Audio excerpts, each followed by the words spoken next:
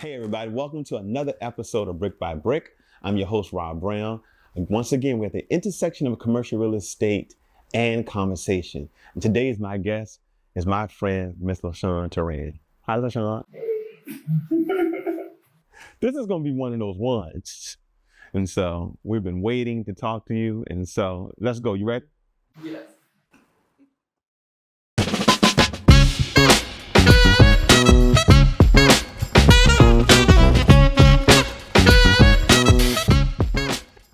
LaChan, you and I met 3 years ago Yes. at one of your establishments. Currently you have 3. And I asked, were you the owner? You said yes. I gave you my business card. And the rest has kind of been history. We've been busy. Yes. And I did not want to tell you yes. I want to know what you wanted first. Like, why are you asking me that? No, Sean, don't. You can't say that, Sean. I introduced myself as a commercial real estate agent. I know, but I was like, I'm in my business. What does that have to do with me? Why do you want to know who I am? Because as a business owner, you may be interested in more. And it wasn't because I was not looking for anything. So, right. To your point, that was me. And since then, 2 multiple transactions later, here we are. Here we are. At the latest deal that was completed last year, 2 months in from being opening at Marylous. Richmond is a burgeoning culinary scene. It's really blown up the last couple of years. We've had a lot of chefs, a lot of restaurants being featured in national publications. You are, without exception, one of the best here in the city. And Marylous was recently opened. How has it been? It has been an experience.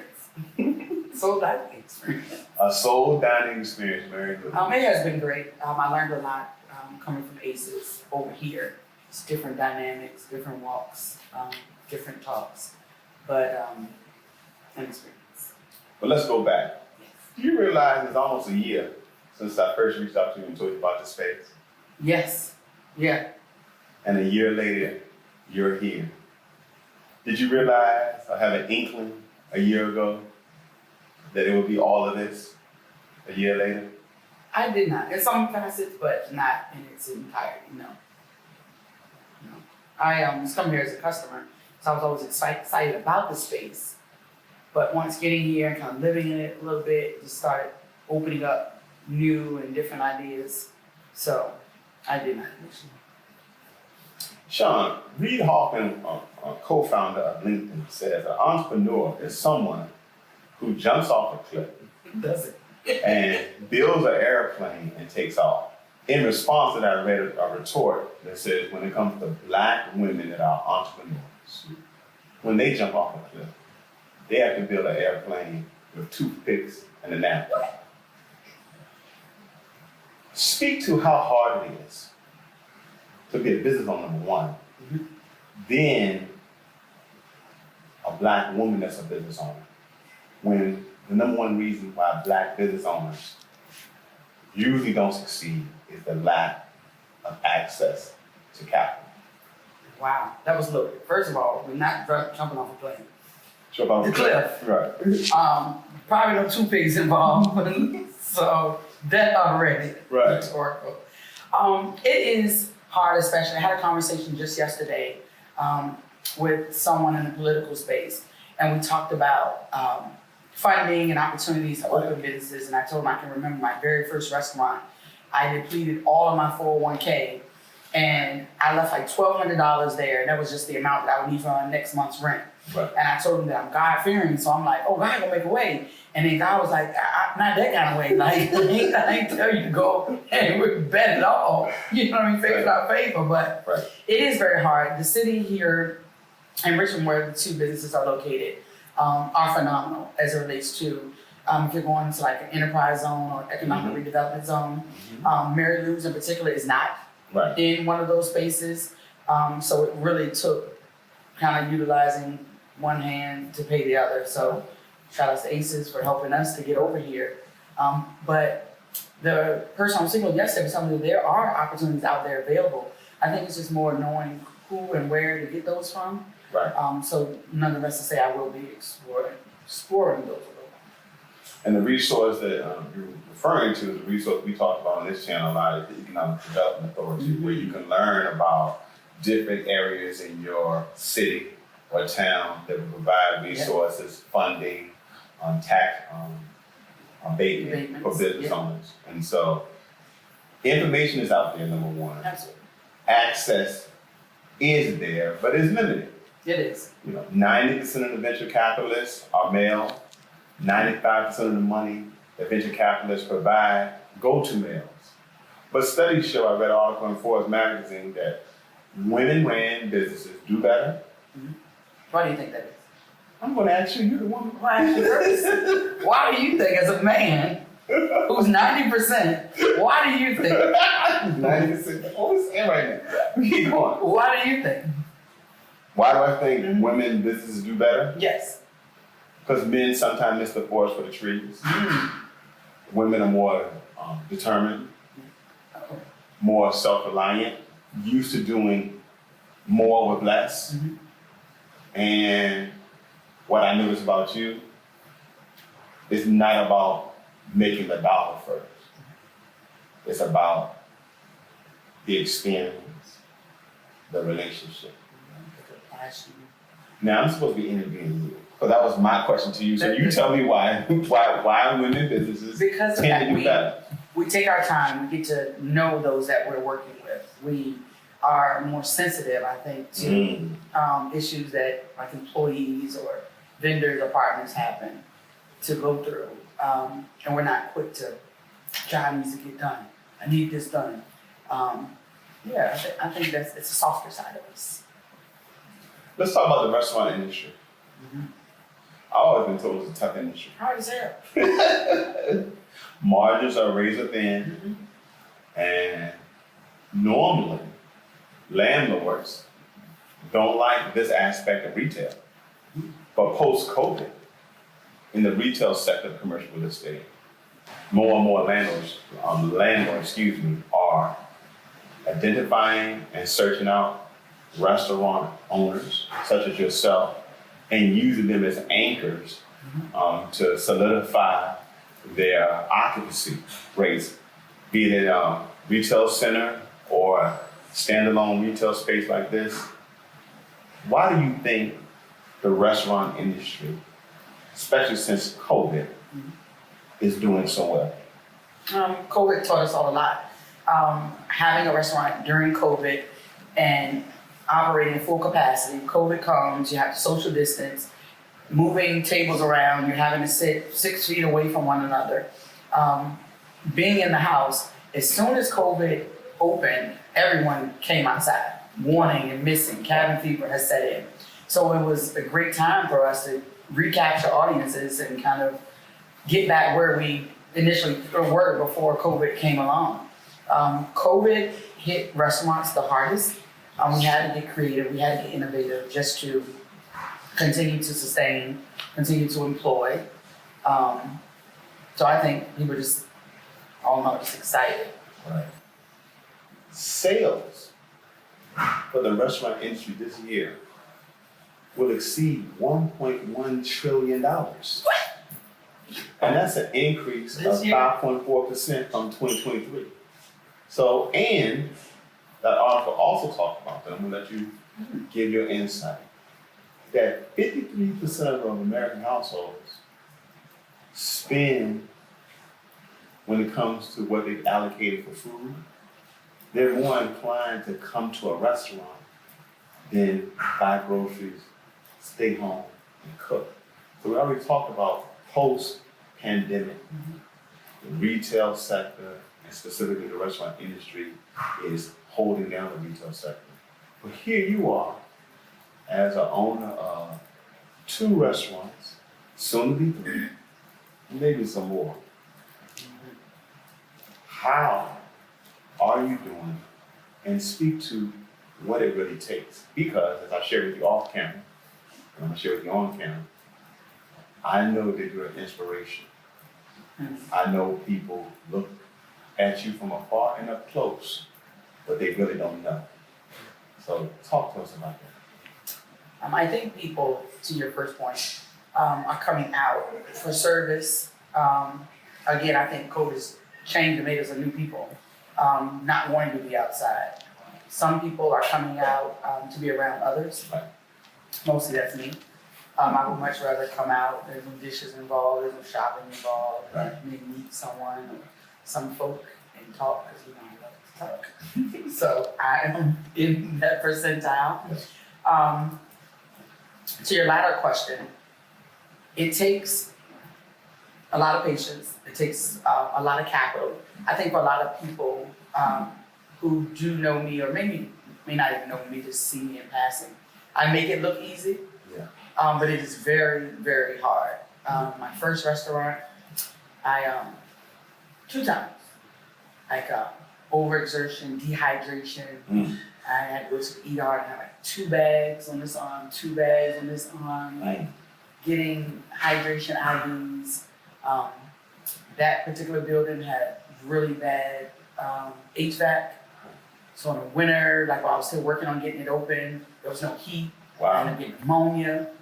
Wow. But I just kept going. And it was my first restaurant, highly profitable, highly successful, and even through COVID, survived it. So I think that for me just kind of laid the foundation so that I work a little different. I work much harder because I've seen all of the strife at the beginning. Wow. So a lot of people don't know. So a lot of people, like my mom and a couple family members, know that happened. But for the most part, staff, nobody really knew I went through that.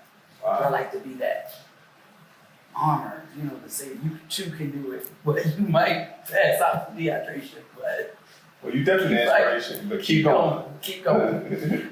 It takes people skills. Yes. I think a lot of people can open a business, but they don't truly know how to successfully operate a business with the different dynamics. The execution. Yeah, some people don't like to talk to people. And if you're talking about having a restaurant, delivering great service, then that's important. I come from a customer service background, so you have to be able to talk to it, and that kind of big energy. So like that love and that passion that you have goes into food, goes out to the customer. So a lot of those are just, to me, simple makeups that you might want to think about before coming to a restaurant. Wow. I didn't even know some of that. You did. Now, how many people know? And they will be better for it. Yeah. Sean, the word foundation can be defined as the lowest load-bearing part of a building. And not all, but most foundations tend to have 4 corners. And when I think about you, there are 4 bricks that come to mind. And if I'm right, I want you to expound on it. If I'm wrong, I want you to correct me. Okay. All right. But the 4 bricks that I believe you stand on, that undergird you, that support you as a foundation, that a lot of people may not see like a foundation, usually underground, not visible to the public. The first brick I want to talk about. You're a proud resident of Petersburg, Virginia. Graduated from Virginia State. That first brick is community. Talk about what community means to you, because I've shared with you this off camera, I'm gonna say it on camera. Rudyard Kipling has a poem called If. And there's one line in that poem that really speaks to me. And I think it's applicable to you. And that line talks about you can walk around with kings and queens, dignitaries, people of stature, yet not lose your common touch. And I've seen you up close and from afar interact, engage with public servants, business leaders, community advocates, some of everybody. And you do a masterful job of making everybody feel welcome, invited, and a part of your success. Talk about what community means to you. Is that one of your bricks? That is one of my bricks, because I am a huge lover of people. I like to meet people where they are. When I think of community, I think of from the restaurant space. I think of those obviously that are in the surrounding areas, but I look at communities bigger. I look at those that would be drawn to what I've created, who need what I've created, and who may not know that they want what I've created. I like to place myself in spaces I'd like to be in order to kind of win those type of community folks over. I am big into helping and being a part of any or everything that, within reason of course, that someone needs. I'm a huge giver. Right. To a fault that I probably sometimes have an issue receiving. So I think that embodies what community is to me. It's people and taking care of people and giving and being available and being tangible. So that's what community is to me. So you are correct with that being one of my bricks. Second brick, we talked about earlier, women run businesses and why women run businesses tend to do very well. We talked about self-reliant. We talked about being determined, working, operating in a building with no heat during the winter, that I think is classified as an example of being determined. Women run businesses dream big. Yes. So your second brick, when I think about you, is faith. I hear you, I see you, not only talk about, but exhibit faith. If I'm right, that's one of your bricks. Talk about faith. You are right. I wake up every day to win. I am not a loser. That was instilled in me early on. Even when I'm losing, I'm still not a loser. I have faith beyond, I think, the normal limits of most people. I can be in the midst of, and it's still a positive in it. There's a can do in everything. I told myself that. There's a can do in every situation. John, can I get your Tesla? No, but what I can do is let you get a spin around the block. But there's a can do in every situation, irregardless of what it is. So I have faith in a way that I know that I do drive and push myself harder than most people do, but it is because of humble beginnings. I grew up without heat. So to be faced with a building and an opportunity that I know could feed myself and my family and those that need me so far beyond typical understanding, that wasn't a hindrance for me. Everything's gonna be okay. Yeah, when you're in the midst of about a breaking point and things about to get really great, that's when you don't have any heat. That's when water goes out. That's when everything that can happen will happen. But you just have to know that you can make it through. Born winner. People be like, yes, I will win. They say adversity builds character, but the other part of that adversity defines character. Yes. And listening to you talk just now, then you become clear why you are the way you are, why you push me the way you push me. Third brick, we're a few weeks from Mother's Day. Place was packed wall to wall. The name of this business is named after someone near and dear. Your third brick is Mary Lou. I need you to tell everybody who is Mary Lou to you. That's my girl. What she meant to you then and now. Yeah. And then finally, if Mary Lou's with us here in the physical form, what did she say to you? Then you got me cry. It's okay.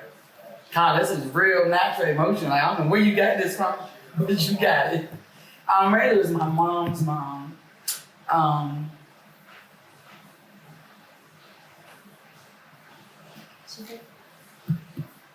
I grew up with her. She was, I don't know, because some people talk about their grandmothers and they talk about different experiences they've had with hers, but my grandma gave me tough, straight on, just her. You here with me, this is what we doing. She would literally dress me up and I would go with her everywhere. Most of it was to friends' house. Mary Lou was like a huge socialist. She had friends of all walks. Mm-hmm. She had friends that would come from, like I said, humble beginnings, but she would have friends that would come from well off neighborhoods just to come over, you know, through the trenches, if you will, to come sit and be with Marylous. My grandma had glaucoma, so her eyesight, she always said she could see, but she could not see. She could feel and touch for everything. Really? So I think that she never really knew what a lot of the people looked like. It was more like what they felt like to her. Right. So she always taught me, you know, treat people for who they are. Maybe that's the makeup with meeting people where they are too, but to treat people for who they are. Like, you don't look down on people. You don't, you know, look up as if you can't achieve that because you can. You are one or two. You can get that. Right. But back to the point, she would dress me up and take me to liquor houses. And they would give me the money and she'd take it. Right. And she'd be having drinks. So I'm thinking that, Right. you know, and now that I'm older and I have to look back on it, she's stashing money up. But I'm thinking, you know, she probably, because she kept drinking. I'm like, remember me out to get some drinks. But she figured out how to make a way. Yeah, she was making a way and she would always buy me something. Mm. So she wasn't really taking the money at all. She was saving it. Right. To make a way for us. I was the oldest grandchild, so no one else got to go, but it was me that would go. Right. So as I became like a teenager, and we kind of was talking about it, she was, in her mind, showing me what it was like to present yourself as a young lady, even in the midst of situations. But she would cook for everybody. Recipes that here at Marylous, 3, 4 of them are her own original recipes. Right. The cornbread being the biggest one. She would make a big black cast iron spit of cornbread. Nobody else could touch it but me. Made with all cornmeal? Yeah, cornbread. Fresh cornmeal, baking powder. The real corn. Yeah, real. Marylous has the real cornbread from the real Marylous. All right. No Jiffy, ladies. No. Real cornmeal. I think I learned Jiffy as I became an adult. Right, but exactly. it was all made from scratch. But she taught me so much. I stayed with her all the time. Right. My mother was a single mother, so she worked a lot of the time. So I stayed with Marylous. And she didn't teach me anything about business or anything about finances. She just taught me how to be a great person, a great woman, a great black female. So that as I encountered and came in contact with things, I was just better able to deal with it. And it didn't make sense then, but as I began getting older and actually started to experience life, I'd be like, oh wow, like, you know, it really made sense. That's your business. I shared with you before.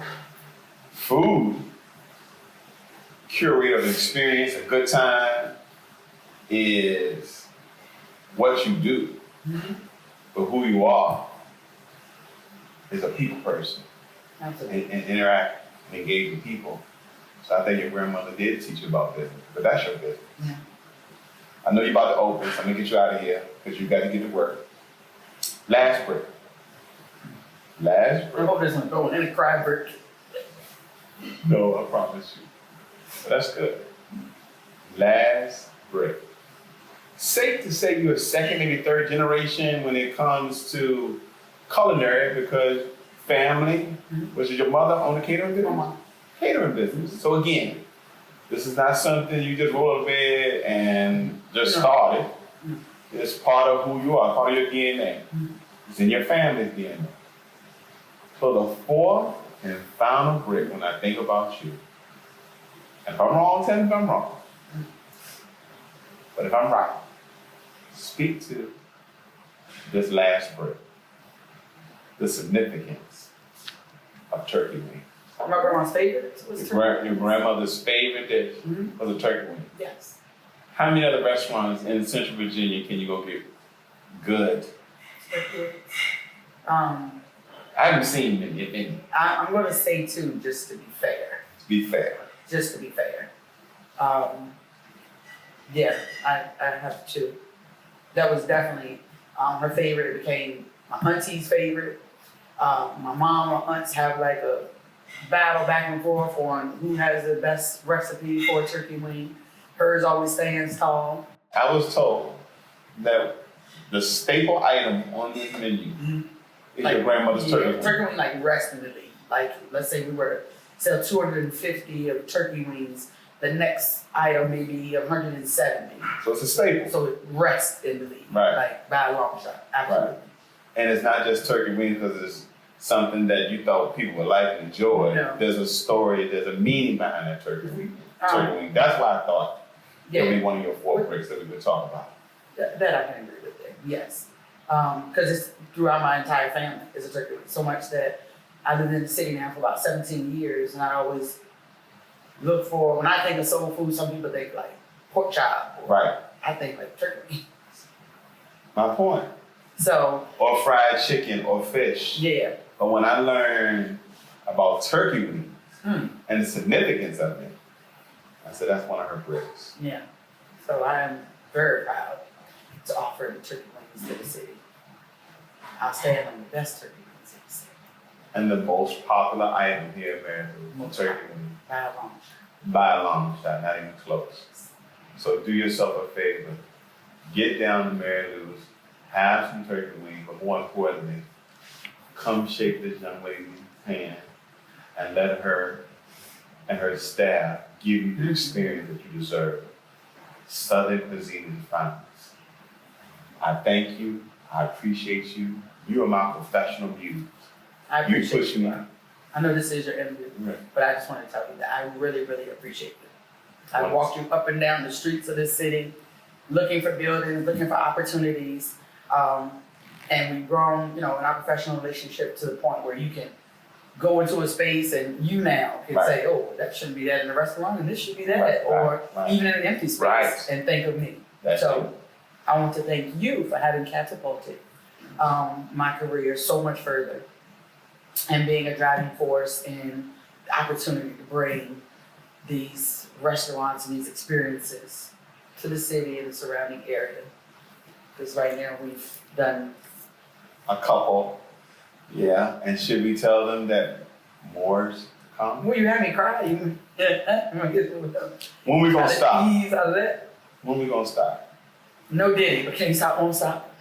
The first and never word. As always, again, if you like everything you've seen and heard, please like, comment, and subscribe below, and follow me on all of my social media platforms. Thank you.